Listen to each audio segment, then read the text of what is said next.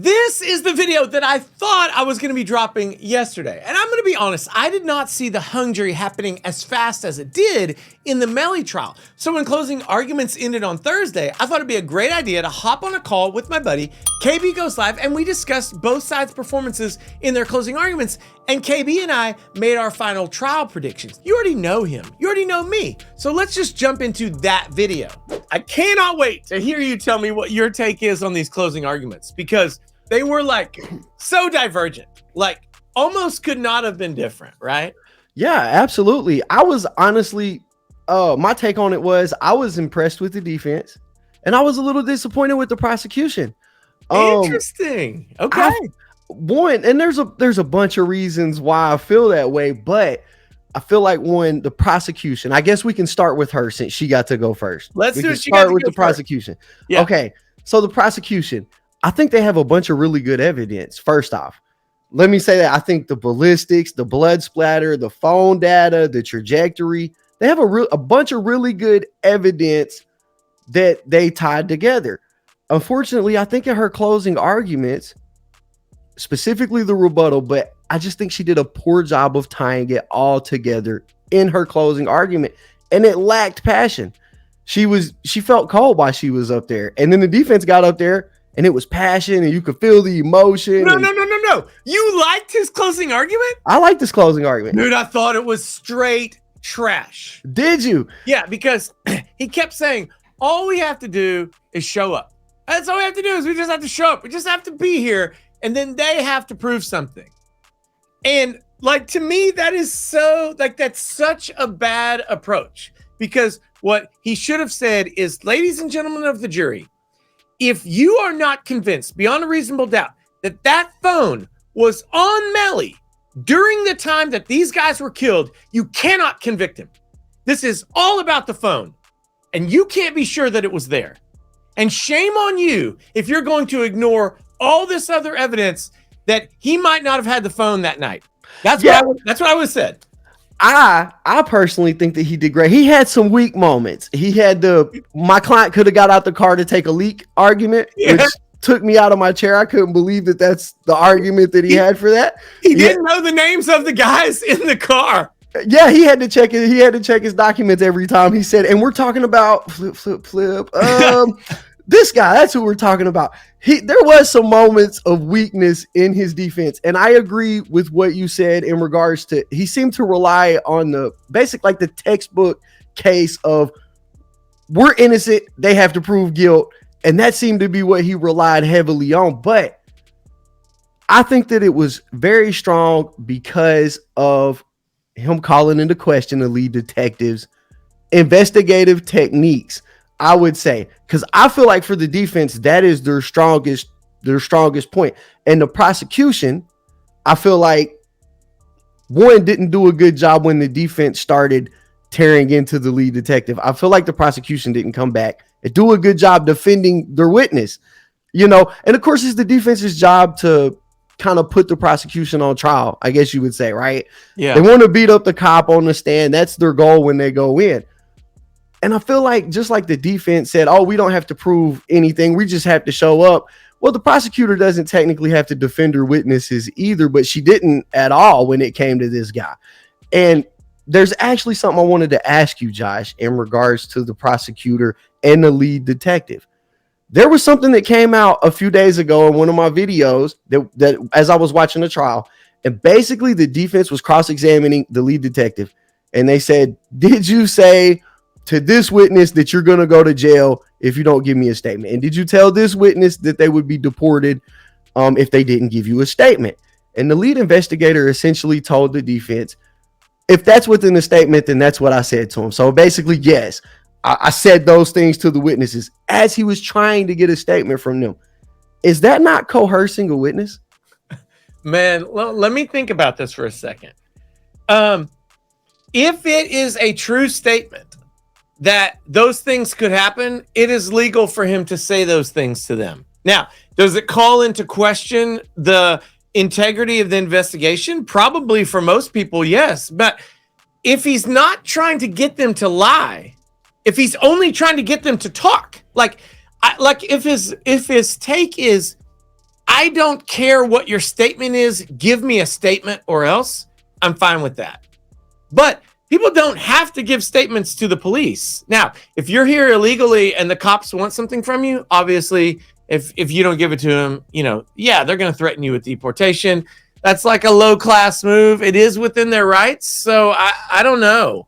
Okay. So if the defense tried hard enough, Josh, if they fought hard enough, which they didn't really try to fight it at all, could they have potentially gotten part of his entire testimony excluded from the trial? No. You don't think that they could have? No, not at all. Really? Okay, that's interesting because, that's a thought that I had. I honestly thought if they tried hard enough, just because based on that, you basically tell the witness, give me a statement or else, which for me as a civilian, if a cop tells me that and I'm looking at him, I'm saying to myself, well, I really don't want to get in trouble for nothing, so I better give this guy a statement, even if I didn't want to or if it's not truthful, because at this point he's told me if I don't, there's consequences. Right. So they can't compel you to incriminate yourself, right? Because of the Fifth Amendment.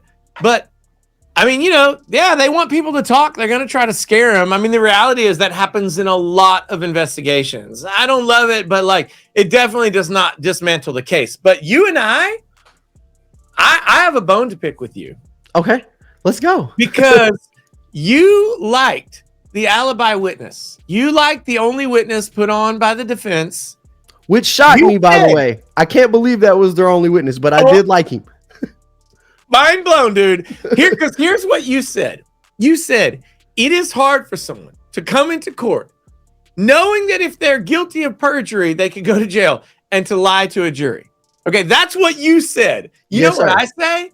What did you say? On the outside of the courthouse where I grew up, the town that I grew up in, it's like a 1930s style courthouse. There is a concrete eagle, like above the big doorway outside. Yeah. And there's a saying among the lawyers in that town that every time a witness tells the truth on the witness stand, that concrete eagle flaps its wings. It's been up for 90 years. It has never moved. It's never moved. No, it's never moved. It has a crack in one wing, like it tried to move its wing once, but that's it.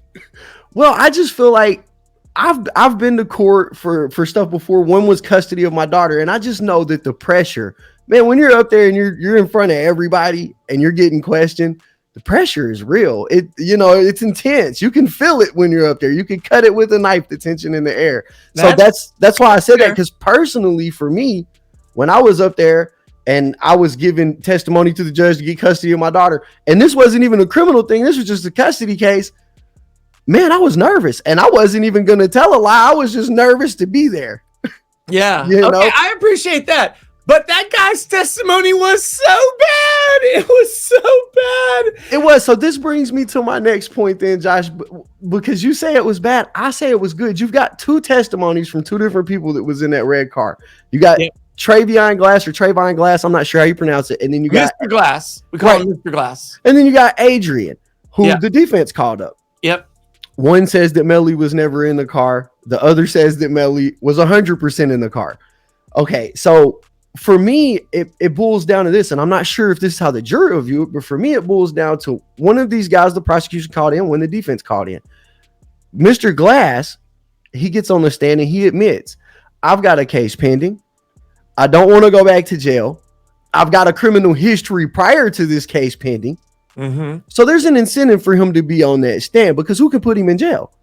The prosecutor. The prosecutor can put him in jail, or the police. But that's what he's looking at. So he's got an interest in testifying for the prosecution. And on the flip side of that, you've got Adrian, who has an interest in testifying for Melly. That's one of his best friends. They grew up together, went to school together, from what he said, all the way from the 6th grade. So he's got a bias to Melly.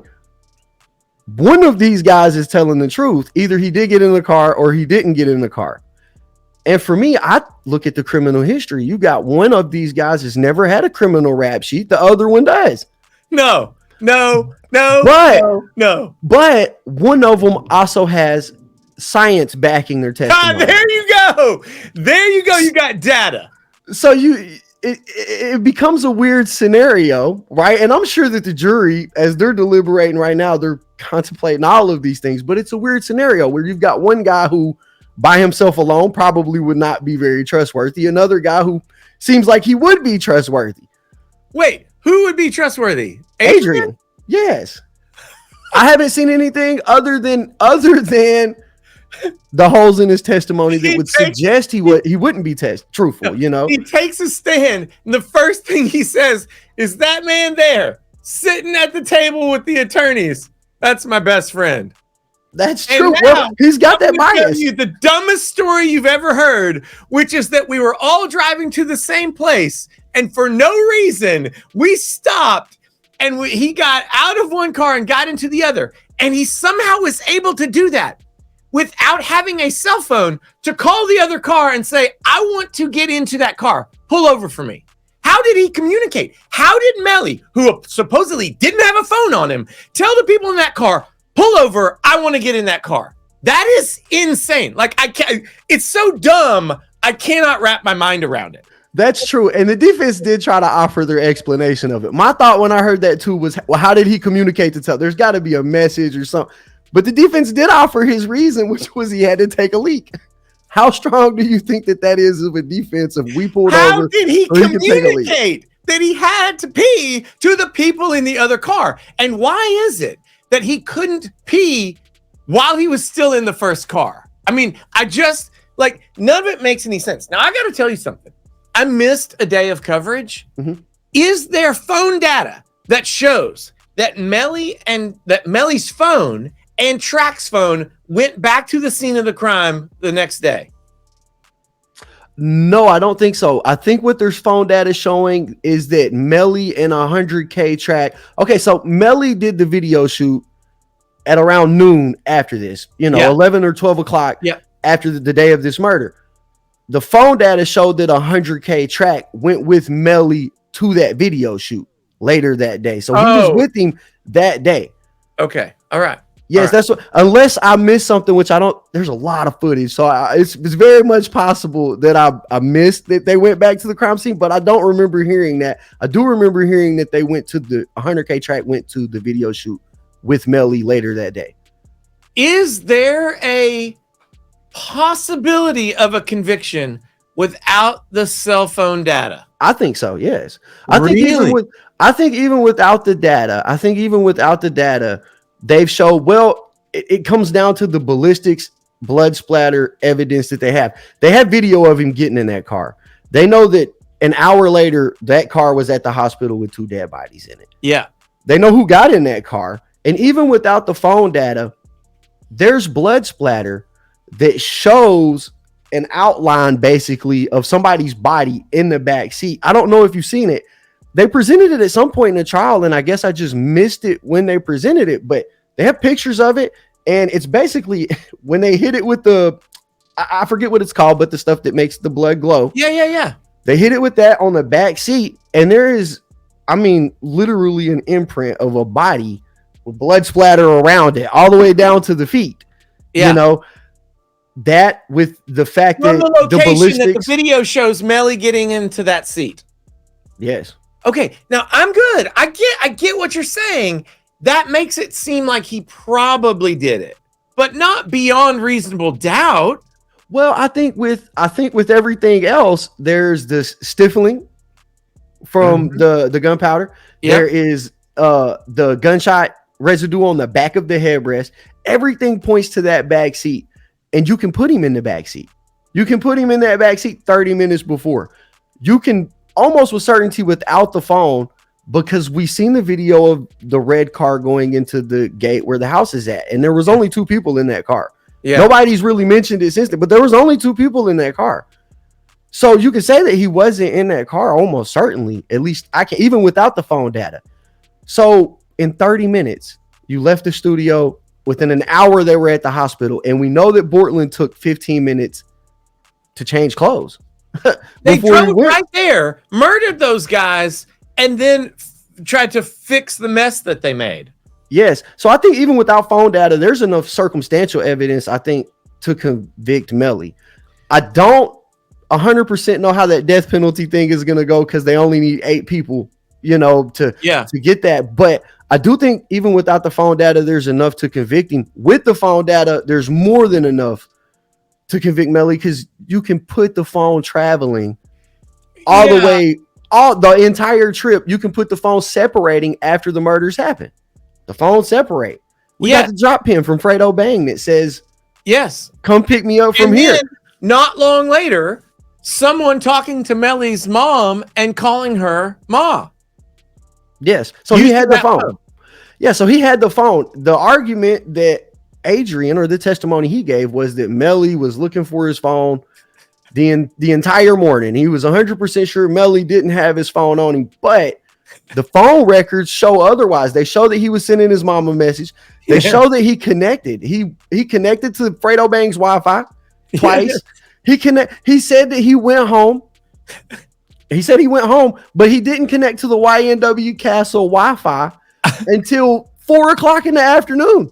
And it's like, to me, I like what you're saying about the actual forensic and ballistic evidence at the scene of the crime, because it puts Melly in the seat. However, I am enough of a skeptic to think that it could have been someone else in that seat. Okay. Now, the problem that I have with part of the defense strategy is that I think instead of just kind of willy-nilly saying, here's 13 people you could have looked at to prosecute for this case or to accuse with this murder, they should have said which one was the most likely and how that guy could have been in that seat. Because you look like a clown if you ask the jury to ignore the crime scene evidence. To me, like if I'm a juror, if you are telling me to ignore the blood splatter, you think I'm an idiot. So instead, let's honor that evidence, and instead you put someone else in that seat. Now, the problem is, who's the most likely person to be in that seat if it isn't Melly? It's real obvious. Well, who do you think? Because I don't know. If it's not Melly, I would think Bortland. Yes, of course. He's the only other person there. His phone is there, right? There is nobody else's phone there. So it's Bortland. But what is Melly not going to do as a strategy in this case? Ever. Well, he's not gonna testify at all. Right. So he's not gonna blame Bortland. And he's clearly not gonna tell on Bortland. Yeah, and therefore there's no one else to blame. And that is a major hurdle for him because we talked about bias. You and I have talked about bias when we've talked together about this, and like who's motivated to tell a lie, who's motivated to shade the truth, who's motivated to leave stuff out, etc. The investigators, they don't care. They're telling you, here's this forensic evidence. They can't tell you the shape of the person that was sitting there. They don't know who it was. They're not lying when they say the blood splatter shows the outline of a human who was protecting the back seat from getting blood on it. That's unimpeachable. Now, you can say, oh, well, the lead investigator is biased and really wanted Melly and thought this was going to be his big break. He's not the one that made that assessment. The testimony of the witnesses who explain the blood patterns is unimpeached. Therefore, Melly has a big problem because someone was sitting in the seat that the video shows him sitting in minutes earlier. And the cell phone data follows him the entire way there. And then he tells his friend to come get him. It's so bad. And then he shows up and he's wearing different clothes. And Adrian, his witness, said that he had changed clothes. Yes, he said he changed clothes. Yeah. Absolutely. Said he was in shorts and a t-shirt. And when he left, he was in a hoodie and some pants. You know why? Sure. He had to pee so bad he wet himself. That's why he had to change clothes. And that's why he had to switch cars, because they were like, you can't pee in my car. This is only for blood and GSR. I cannot believe that. That is hilarious. I mean, it's right in line with the rest of what the defense was saying. If you ask me, I'm surprised they didn't say that. Dude, it's just, Man. Okay, so we skipped ahead. You were talking about the prosecutor's closing argument, and you didn't love it. No, I didn't.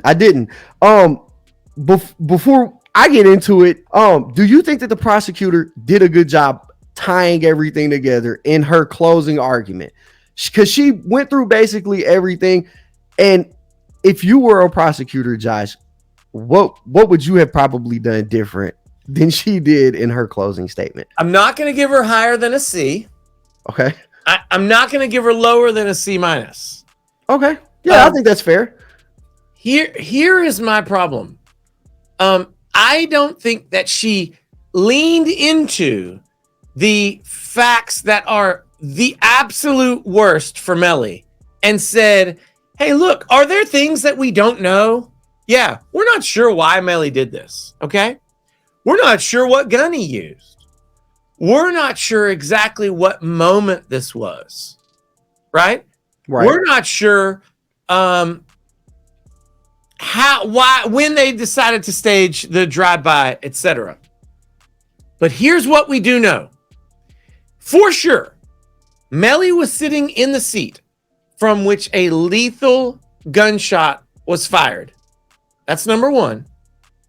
Number two, the people were killed from a person sitting in that seat. And the cell phone data shows Melly there all the time, shows him being asked to get picked up from a location nearby, and him telling a friend that he did it. And I would make a clown out of the defense strategy that he always spells the word that, D-A-T. Because as the prosecutor pointed out, he has a song where he spells it T-H-A-T. So maybe only when he's really impressed with himself does he spell it correctly. Okay, so here's my summation of what I think the prosecutor did. I think she did really great. She started okay. She got right into some of the phone evidence and things like that. So I think that she started out okay. And then I think she lost it because she went into, and it's kind of in line with what you said, she kind of went into evidence that wasn't the harshest. She went back over the photographs that they put into evidence, which for me wasn't, it don't prove murder. She went into the ties to the gangs, which for me didn't prove murder. And that's something I wanted to ask you. Do you feel like she was wasting time harping on the gang affiliation that Melly may have had, or is she doing that for some kind of enhancement? I don't think it's an enhancement. If she is doing it for reasons that are above board, then I'll tell you why I think it was. But before I say that, let me say what I think a below board reason would be. To get the people on the jury to be scared of Melly, or to be afraid of him, or to not like him.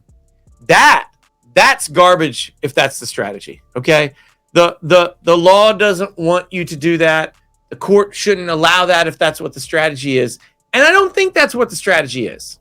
I think the jury needs to understand that if he's in a gang, that there are rules that he's living by. And one of those is that he's not going to blame Cortland, and Cortland's not going to blame him. He could have made the case that Cortland did it easily. Yeah, 100%. He won't do it. And if he made that case, I think he walks. Because that's reasonable doubt.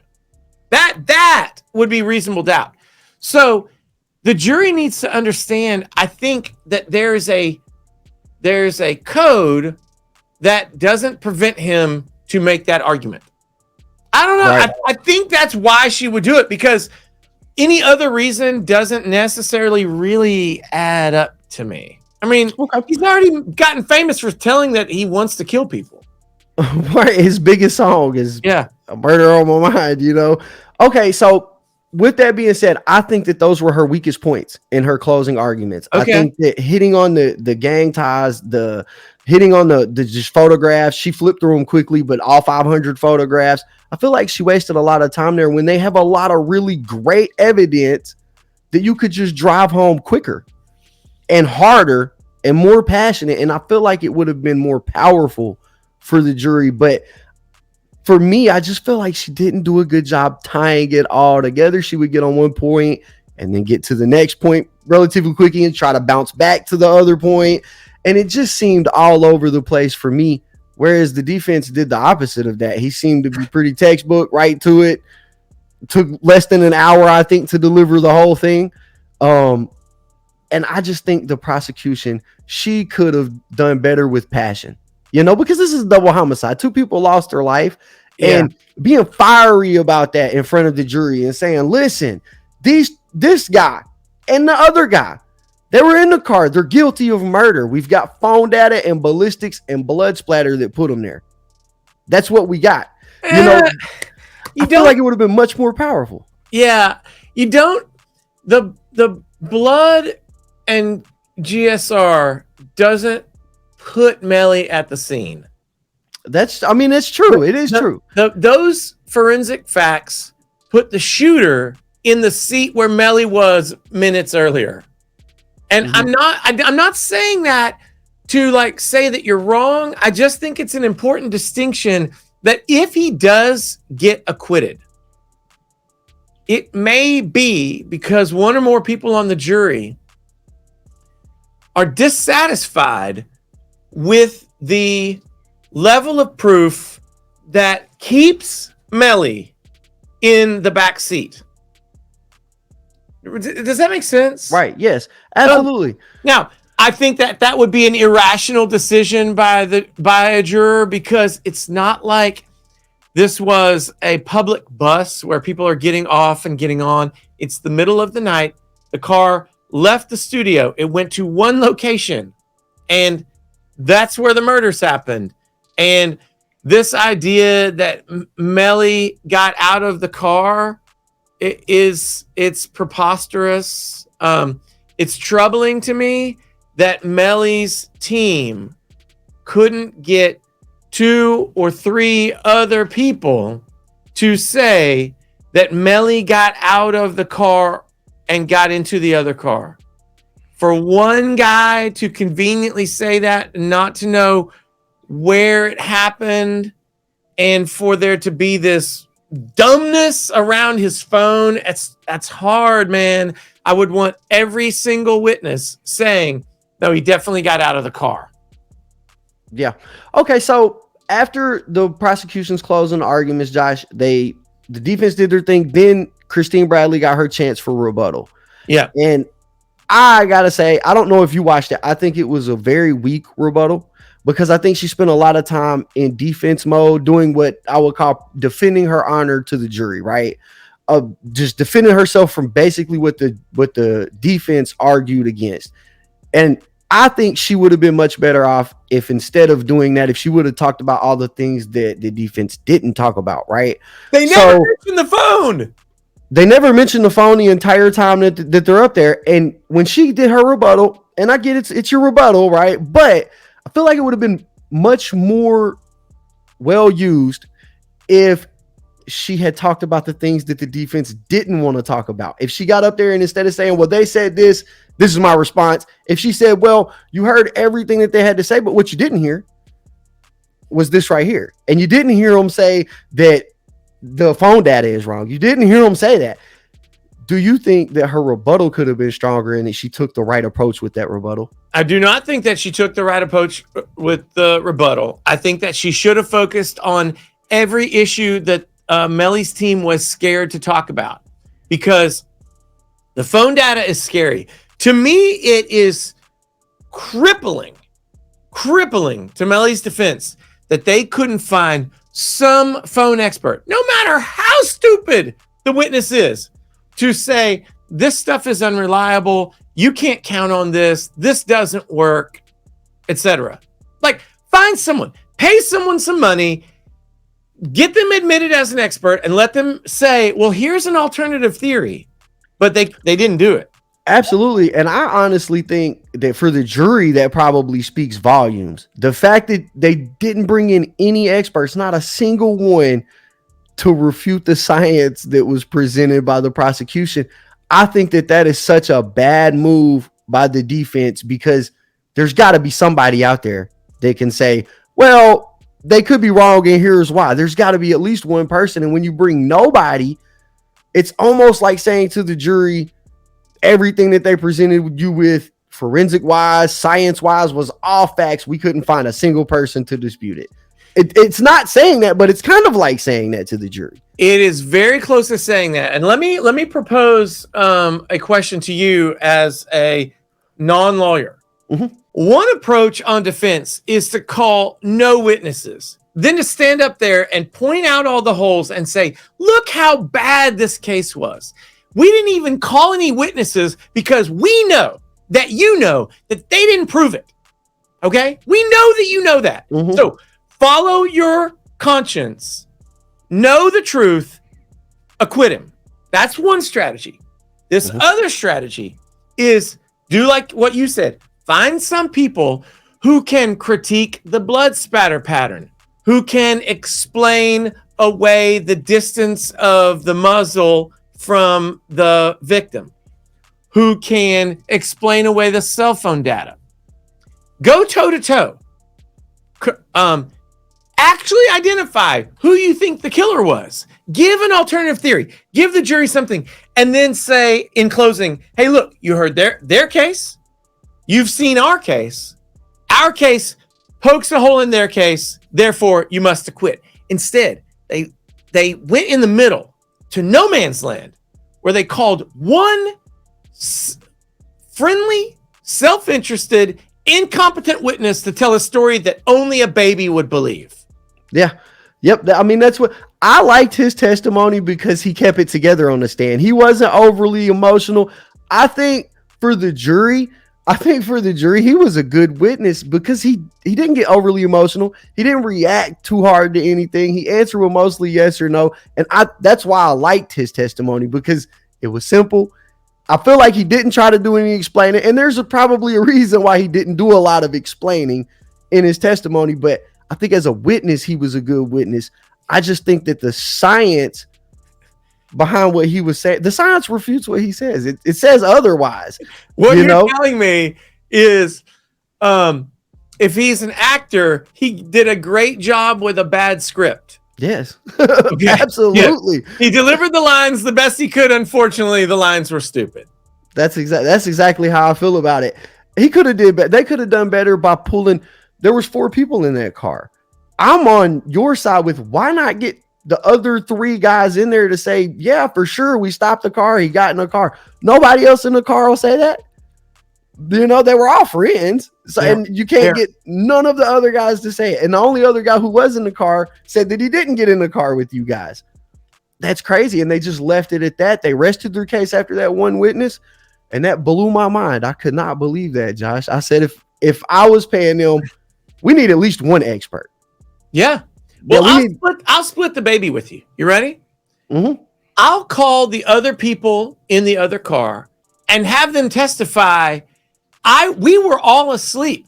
It would not surprise me one bit if Melly got into the car with us because he was there when we got home. I don't remember him getting in the car because we were all asleep. At least they're not refusing to take the stand and say that he got into the car.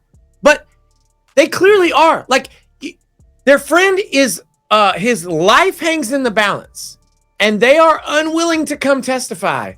Ooh. Right. It looks bad, and it could all boil back down to what you said earlier with the gang affiliations. There's rules and codes. Maybe they just don't do that in their particular circle, but it looks terrible. It looks awful. If your friend is on trial for double murder and you know he wasn't in the car, you should come testify. It's just the end of the story as far as I see it. I'm sure the jury sees it that way too. If there was more people in that car, why didn't they come in here and say that Melly got in there? Yeah. One guy just ain't enough. One guy ain't enough when there's another one, 2 out of 4, and y'all are split. 50-50. And the cell phone data disagrees. And he tells the story of Melly's phone being missing while Melly is dropping pins, connecting to Wi-Fi's, and texting with his mom. Mm-hmm. It just doesn't add up. It doesn't add up. His testimony. I think that it was invalid, but he was a good witness because he was just good on the stand. I think I stand by that. I think he did okay on the stand. Other than his he was clearly coached. You know, he was clearly coached into saying, "Hey, this is what we need from you." these are the questions we're going to ask you. Be yes or no when I ask you questions. And when they ask you questions, be yes or no too. But I think that he did okay. He didn't get overly emotional or anything. So I want to move into the defense a little bit here. The jury's in deliberation today, but they have been sequestered, right? So they're not going to get to go home until they deliver the verdict. I'm pretty sure they got to go to the hotel. Yep. It's Friday today. Do you think that it being Friday today and them being basically, taken away from their life over the weekend, do you think that puts pressure on them to deliver a verdict quicker? I mean, let's be practical. Yes, it does. Okay. They're not allowed to speak to each other about the evidence in the presence of anything less than the full 12 people. Meaning, if you and I were on the jury and we're at the hotel, because they're all at a hotel together, you and I couldn't go down to the hotel bar, get some fries and some beer, and talk like, what do we think? You're only allowed to deliberate with the whole group together. And the reason is that they don't want people basically forming like a panel who's going to say, oh, we're going to steer things this direction or some other direction. They want everything hang the jury. Right. Now, I didn't listen to the charge. I don't know if he told them that they're not allowed to deliberate. I don't know if they've been provided a room, like a conference room in the hotel. Oh, I don't know about in the hotel. Yeah, no, I think that they're only allowed, from what I heard, the judge said they were only allowed to deliberate at the courthouse. Yeah. And so then they've got one move, which is, can they get it done today? Or are they going to spend all weekend in a hotel and then come back on Monday and rev it back up again? Right. See, that was my question. I wasn't sure if in a case like this, if they got to come to the courthouse on weekends or not, because I think if they don't get to, for me, I think that puts pressure on them. They don't want to be away from their family for 2 more days thinking about this. They want to get it done. And I kind of thought with that move happening, that puts pressure on them to try to deliver that verdict earlier. They want to go home. If the 4-person asks the judge for permission for them all to reconvene at the courthouse tomorrow, they will get permission. They will get a shuttle by the sheriff's department, and they'll be at the courthouse tomorrow to deliberate. I don't know if you've looked at the poll on the Law and Crime Network channel on YouTube, but they had 60%. According to my son, I didn't see this. My son said that 60% acquittal on the Law and Crime poll. Your son is right. They had a poll on their live stream. Is what's the verdict going to be? Not guilty, guilty, hung jury. 66% of people voted not guilty. Yeah, that's crazy. I don't know if that's an accurate portrayal of actual public opinion, though. There is a lot of trolls online and fans of Melly online that can click that not guilty button. I don't think it's going to affect anything in any way. And I don't think it's an accurate portrayal of how people really feel. Because, man, I'll tell you what, my comment sections have been on fire with this case. It's so polarizing to people. Man, if I make one opinion in a video, they're on me. You're biased. You're doing it. It's wild. So I'm not sure that it's an accurate portrayal of how the public feels. That's an online poll. But that's wild. 66% people said that. Yeah, you got attacked in the comments on an early video. They called you a fanboy because you were saying, like, look, this evidence isn't in yet. And you were calling it down the middle, but like there were people who were like ready to convict him. Wow. I'm just explaining the video footage that I'm seeing, but it's been wild. The comment sections on these are wild. Yeah, so there is evidence that is really bad for Melly. And we're going back to the defense strategy in closing. I don't agree with him that their job is to come and do nothing. And then just to sit there and say, well, the prosecutor hasn't convinced you.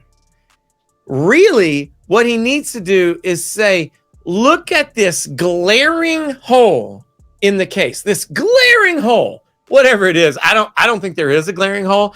I think there are pieces of missing evidence But the fact that the evidence is missing, such as Melly's clothes or the weapon, or a very, very clear motive, because there's a little bit of motive, but it's not very clear. Those things, the fact that they're missing are not exculpatory. They just don't exist. They don't prove that someone else did it. They're not exculpatory. They don't prove that it could not have been Melly. They just don't move the needle. Now, the problem for Melly's lawyers in closing was that the only actually exculpatory evidence was the one witness that they put on. And that testimony was bootleg, and it was contradicted by the data.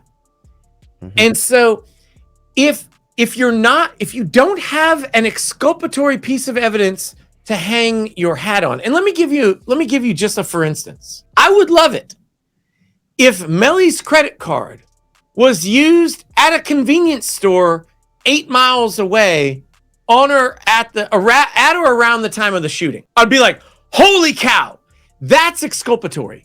That at least definitive. You right? Something that suggests that it wasn't him. They're saying, look at the lack of inculpatory evidence. Like, you don't have his clothes, you don't have the weapon, and therefore they don't have enough. But they have all this other inculpatory evidence, like the video, the data, the blood splatter patterns, and they can't get rid of it. And so that's a hard closing argument to make. Stuart Adelstein, he was working uphill to make that closing argument. Now, I also don't think that he's that likable. And I would have put the other guy, the African-American guy, who I think made a better presentation when he had his opportunities. He's much more light spoken, much more eloquent. He flows better. I agree. He should have given he gave the opening statements. He should have given the closing arguments as well. And I agree, the other guy's not very likable. He is high strung. He needs blood pressure medication for sure, because he is out of here with his energy. But there is something that he did that I actually liked a lot. And for me, it was the biggest piece of doubt that he inserted into the case. And they did a lot of sprinkling doubt here and sprinkling doubt I'm ready. there. But I want to hear this. Yes, there was one thing he did that for me, it made me question the integrity of the whole thing. Okay. And that's when he said there was this person here that said such and such on such and such platform. Did you talk to them? The investigator said, no, I didn't talk to them. He went through 13 people, Josh, 13 separate people that could have been suspects, but nobody will ever know if they were, because the lead investigator said himself, I did not talk to any of those people at any point during the last 5 years. I didn't have conversations with them. I didn't even look into him. The only guy that he said he did look into, he said he was aware of him on the day the murder happened. He got a warrant for his phone and then didn't speak to him for 2 years, until 2 years after the crime took place. 13's a big number, okay? And I get what you're saying. To me, and I know I probably can't stop thinking like a lawyer. That's fine. But to me, you could read off the names of 1,500 people. I don't care. Give me one guy, look the jury in the eye and say, are you 100% sure that this guy, Dan, whatever his name is, that he wasn't the killer? Well, the reason that they won't do that is there's nothing that puts that guy in the backseat of that car. Well, Josh, hold on, okay. Because I've got a point of contention here with you. I'm ready. Okay, so there was 13 people. That was my first moment. He said there's 13 people you didn't talk to. Then he said, did you speak to anybody in the red vehicle other than Travion Glass? Did you speak to any of them? And he said, no, I didn't speak to any of the people in the red car. That's weird. The car that left with them. So you didn't speak to them. You didn't look into any of the other 13 individuals that it could have been. And as far as they couldn't put anybody else in that car, I disagree, because there was a third phone found in that car, but it was broke. It was broken, so they couldn't use the Celebrite software to extract the data off of it. However, it did have a SIMS card in it. And with the SIM card, And when asked about the SIM card, the investigator said, no, I never took the SIM card from that phone to anybody. I never had it looked at. I did not look into it. There is a whole nother phone in the car that belongs to somebody that's not Juvie and it's not Sack Chaser. Whose phone is it? We'll never know because the lead investigator did not look at any other leads, and he didn't even question the people in the other vehicle from the studio that night. And he didn't look at the other phone that was in the car. Okay. And I think that is such a big piece of doubt for anybody looking at it to say, whose phone is it then? Nobody looked. I get what you're saying, and it's a good point. If that is a strategy, then the only way that plays in closing argument is for that lawyer to stand up, Stuart Adelstein, stand up, hold the envelope that had the phone in it, right? Which he was moving it around some, and say, these two young men were killed by the man that owned this phone. And it wasn't Melly, because we all know his is 9207. The killer had this phone, and they were locked in on Melly, and they don't even want to know who owned that phone. But I know who owned it. It's the killer. Right. Well, that's a way, like, that's doubt. That's doubt. Well, he did almost all of that except for say whoever had this phone was the killer. He did stand up and he did hold the envelope. He said, this phone, this Sims card, this, whose is it? And for me, if I'm on a jury, not looking at it from any legal analysis standpoint, excluding everything that I've seen that the jury has it, if I hear that as a juror and I say the lead investigator, the guy who was tasked with putting this information together for the prosecution, the guy whose sole job was to figure out who murdered he didn't even look at the other phone that was in the car. Yeah. You didn't have to look far. It was in the car. It was there. You didn't even look at it. And for me, that is crazy. Okay, because so you want me to convict somebody. Let me play prosecutor for a minute. Yeah. I'm going to give you a prosecutorial strategy. You give me thumbs up or thumbs down. Okay. Ladies and gentlemen of the jury, Mr. Adelstein, he made a great point. This investigator didn't figure out who owned that phone. Okay? He's maybe not that good of an investigator. There were a lot of unanswered questions, a lot of things that he didn't chase down. He's probably never going to get that big promotion that Mr. Adelstein is accusing him of wanting, because he didn't do that great of a job. But you know why you're still going to convict Melly? Because that investigator didn't put Melly in the back seat. A videotape did that. That investigator didn't track Melly to the scene of the crime. That was done by the FBI cell tower guy. That investigator didn't cause Melly to drop a pin. That information was gathered from the phone. And that investigator, this moron who didn't even check the SIM card from this other phone that was broken, that guy, he's not the one who explained to you that the gunshot came from the seat that Melly was sitting in. So, hey, maybe he gets passed over for promotion. Maybe he doesn't get a raise. But Melly is still guilty of 2 homicides because of the testimony that these other people have given you and because of the science. So, sorry, Mr. Investigator. Bad job. Melly, you're still going to prison. What? I think that would have been a better rebuttal than the one that she gave when she had her opportunity. That's what I think. But I also think with circumstantial evidence, I feel like what they did was they had circumstantial evidence of Melly doing this, and they did a really great job at piecing that stuff together. But there is a lot of other circumstantial evidence that wasn't pieced together, and who knows where it would have led. It could have led anywhere. Nobody will ever know because nobody ever did that task. And I think that is the defense's biggest thing that they have going for them at this point, probably in the jury's mind, is that there's so much that was not done. Okay, so when you're doing circumstantial, you're putting this piece with that piece and this piece with that piece, and you're saying all of it forms one picture. Mm-hmm. In order for me to buy that that's the scenario that happened, I kind of feel like you need to go through all the other ones and prove that this is why those couldn't have happened. So the other phone, It should have been went through, and you should have been able to come into court, and you should have been able to say, listen, we looked at all of the circumstances, because that's what we've got here is circumstantial evidence.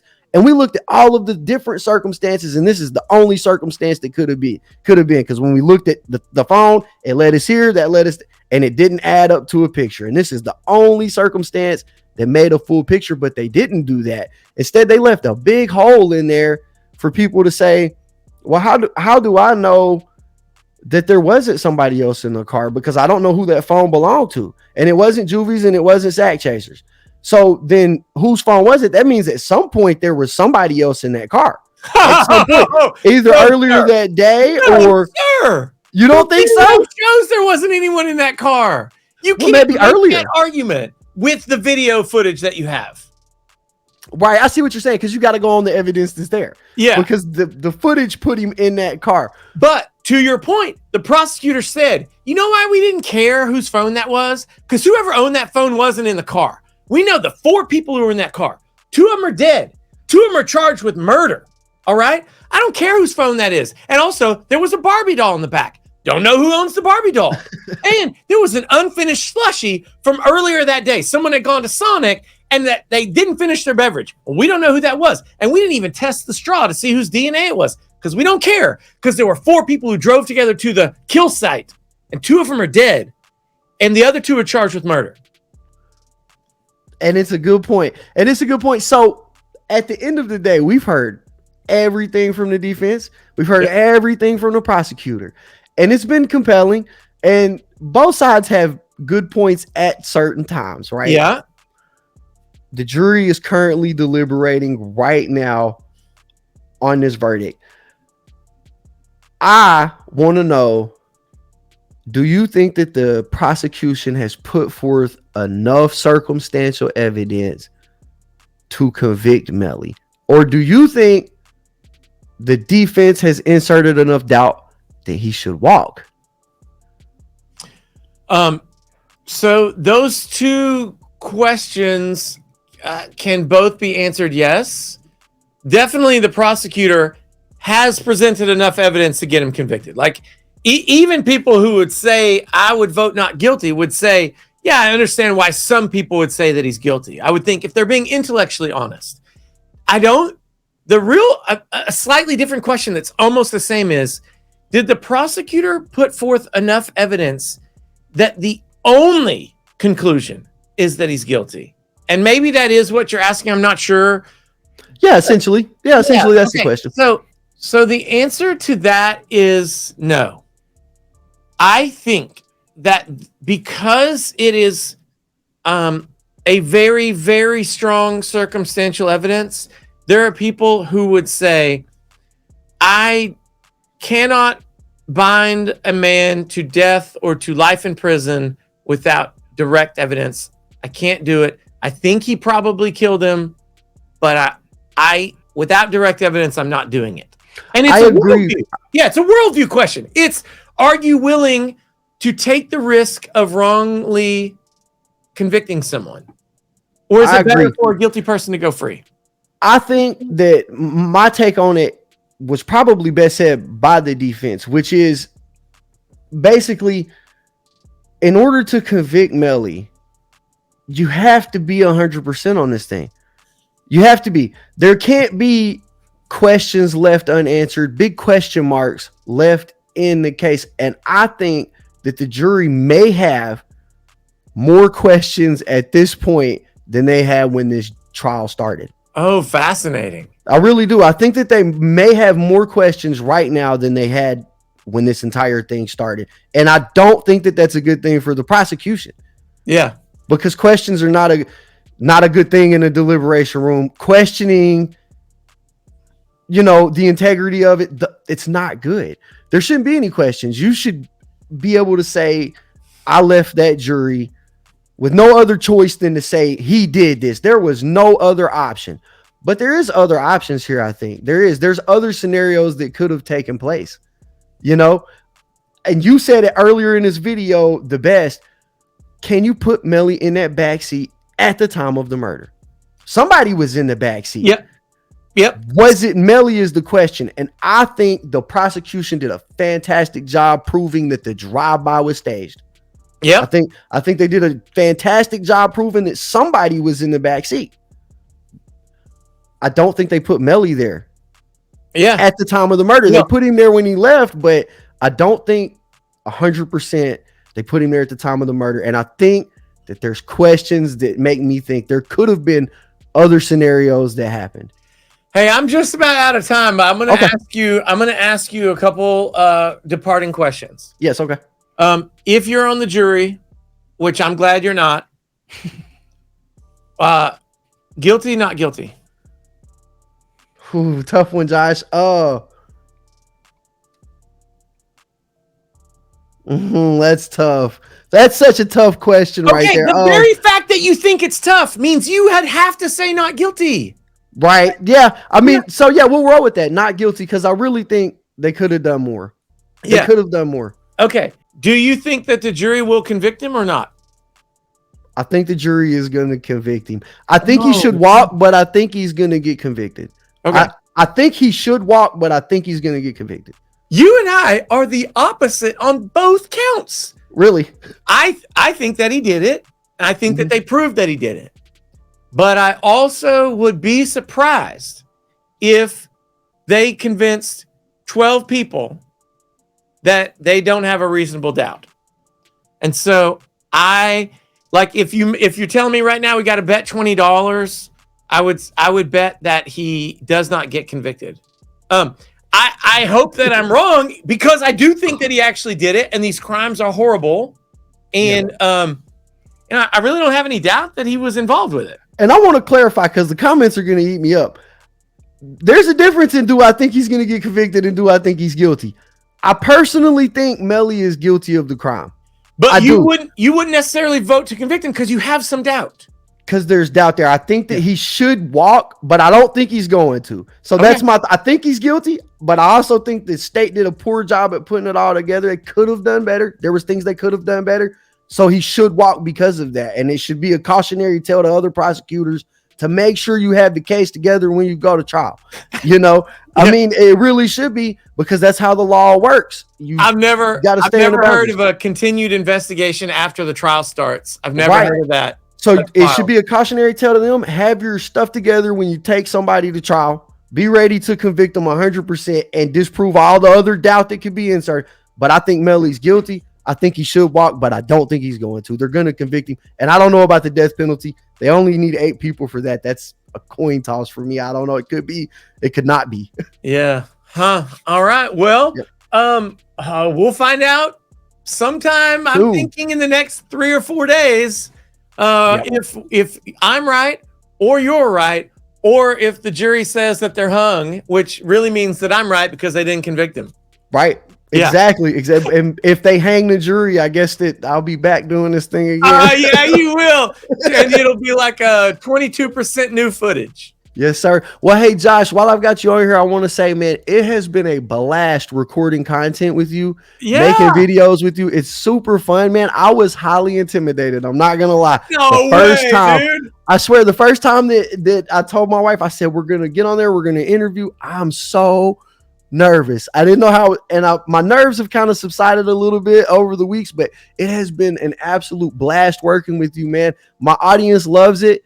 They eat it up every time. And that's awesome, man.